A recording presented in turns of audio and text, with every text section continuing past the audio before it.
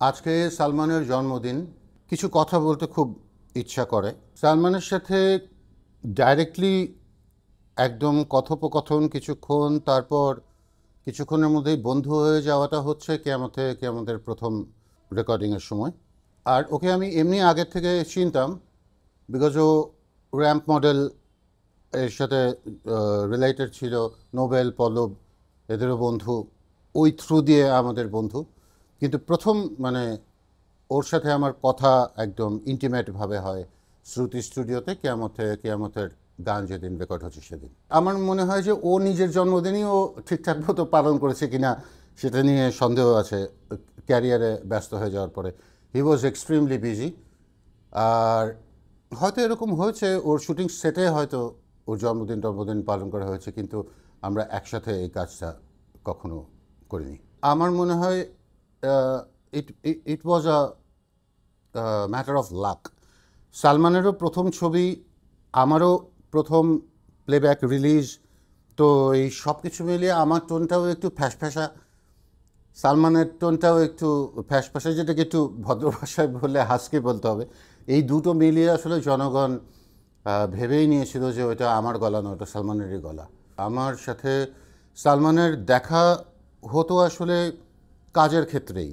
ও তো এক্সট্রিমলি, আমি আগেই বলেছি, ও এক্সট্রিমলি ব্যস্ত থাকতো। কিন্তু যখন ব্যস্ততা ওর না থাকতো, ওর যদি এরকম হতো যে ও জানে যে আজকে ওর গানের রেকর্ডিং হবে, তো সে স্টুডিওতে চলে আসতো। এরকম বেশ অনেকবারই হয়েছে যে আমি বুথে গান গাচ্ছি, হঠাৎ করে দেখি সালমান ঢুকেছে।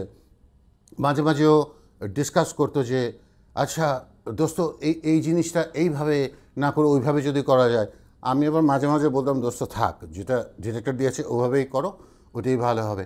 এগুলো নিয়ে ওর সাথে আলোচনা হতো। এক্সট্রা আড্ডাবাজি কিংবা এগুলো আমাদের মধ্যে কখনো হয়নি। আমরা একই এরিয়ায় থাকতাম। ইস্কাটনের রোডেরও এই সাইডে থাকতো, আমি থাকতাম রোডের এই সাইডে।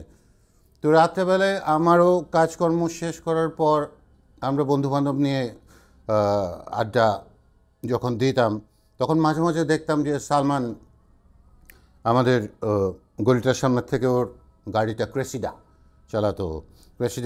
ক্রেসিডা না, ক্রেস্টা চালাতো। ক্রেস্টা নিয়ে যাচ্ছে, অসম্ভব স্পিডে সে গাড়ি চালাতো। এরকমই ওই যে মাঝে মাঝে হাই হ্যালো, এই একটুকের মধ্যেই ওর সাথে আমার দোস্তিটা ছিল।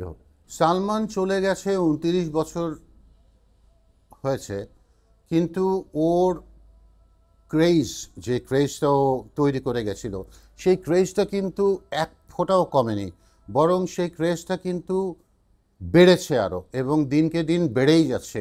এই যে ইয়াং জেনারেশন, যারা আমাদের নেক্সট জেনারেশন, একেবারে আমাদের বাচ্চারা যাদেরকে বলা হবে, অন্য কোনো হিরোকে বাংলাদেশের চিনুক কি না চিনুক, সালমান শাহকে তারা চেনে। এবং সালমানের এই যে স্টাইল, এগুলো কিন্তু আমরা এখনও দেখি যে বাচ্চা কাচ্চারা এগুলো ক্যারি করছে। আর ক্যারি করবে না কেন? বিকজ ও 90s যে স্টাইলটা নিয়ে অ্যাপিয়ার্ড হয়েছিল, সেটা তো 90s স্টাইল না আসলে। ওইটা হচ্ছে একটা চিরন্তন স্টাইল, একটা স্মার্ট একটা মানুষ যেরকম হয় ওইভাবেই তো সে এসেছিল। এই জন্য ওর চলে যাওয়াটা আসলে দুঃখজনক, কিন্তু ওর উপস্থিতির ব্যাপারটার জন্য ওর চলে যাওয়াটা খুব একটা ম্যাটার করে না। ও ও অন্য জায়গার একটা মানুষ। সালমান সম্বন্ধে সর্বশেষে আমি একটা কথাই বলি, ও ছিল 90s স্টাইল আইকন। ওর স্টাইল, ওর পরে আমাদের ইয়াং হিরোজ যারা এসছে, এমন কেউ নাই যে ওকে ফলো করে নাই, এবং এমন কেউ নাই যে সালমানের ভক্ত তারা না।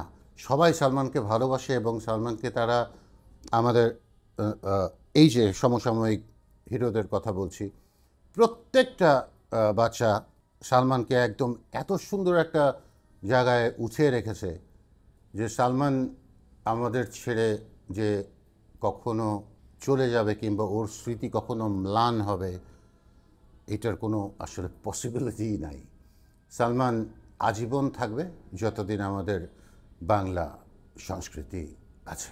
আজকে সালমানের জন্মদিন। আমার একটা কথা বলতে, একটা ঘটনা না, কিছু কথা বলতে খুব ইচ্ছা করে।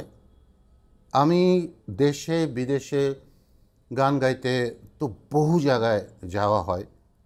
এরকম বহু স্টেজ আছে আমার, যেই স্টেজ শেষ হওয়ার পর অডিয়েন্স এসছে আমার কাছে এবং তারা তাদের চোখে পানি এবং বলছে যে, ভাই, আগুন ভাই, আপনাকে দেখলে মনে হয় সালমান শাহকে দেখতেছি। এই যে আমাদের দুইজনের একটা কেমিস্ট্রি, বাবা বলে ছেলে নাম করবে, কিংবা ও আমার বন্ধু, ও একান্ত সময় ভালোবাসার, একা আছি পৃথিবীতে সুখ বলে, আমি যে তোমারকে, এই হাত এই পথ, আরও অনেক আছে সালমানের সাথে আমার, যেগুলি একেবারে মেগা হিটস। সেই গানগুলো আমি যখন গাই, আমার সালমান কিন্তু আমার সাথেই থাকে। আর সালমানকে আমি জন্মদিনের শুভেচ্ছা জানাচ্ছি। সালমান যেখানেই থাকুক, আমি বিশ্বাস করি আমার এই কথা সালমানের কাছে পৌঁছে যাবে।